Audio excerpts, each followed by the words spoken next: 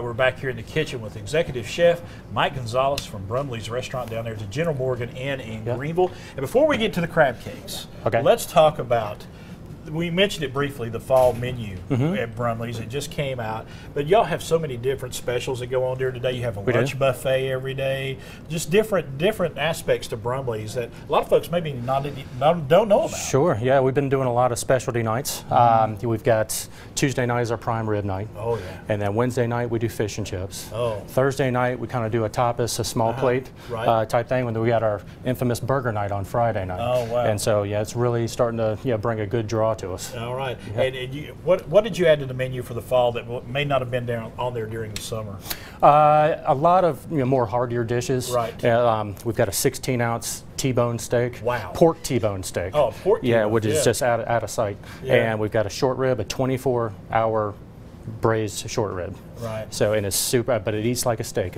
You have to have it to know it, but it's really great. But these are things that are a little bit more fall oriented that we've gravitated to. Yeah. As the cool weather comes in. That's it. And you got these as an appetizer now, these crab cakes. We do. So we're going to get those going in the pan. All right. So we've got I like to use a non-stick skillet for it, just as some insurance that I'm not going to be scraping stuff off the bottom of the pan. So we're going to take just a little bit of neutral oil. Okay. Just a little bit of canola oil is fine. Okay. You could use olive oil, that's fine. Of the pan, that's right, yep. And so we're going to take these guys and kind of lift the pan away from you, and we're going to put it in there. Don't want to splatter on yourself. Don't want to splatter. Right. And we're going to raise the heat just a little bit. Okay.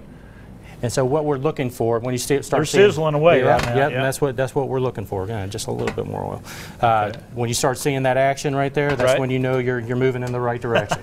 If you add it to it and you don't see anything in there, then chances are you might end up with some soggy crab cakes. You don't want that. And nobody wants soggy crab cakes. You want them to be good and crunchy on the outside. You sure do. Yeah. Absolutely.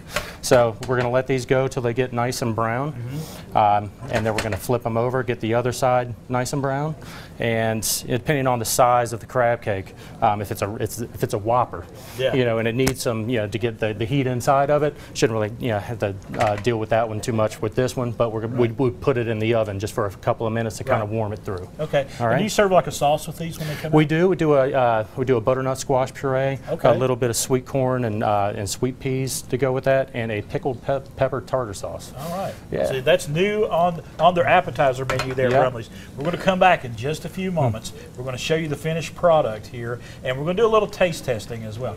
I do love a crab cake. Pressure's on. All right, pressure's on. And I'm sure you can handle it. And it's right down there at Brumley's Restaurant and Lounge. It's inside the General Morgan Inn right there on North Main Street in Greenville.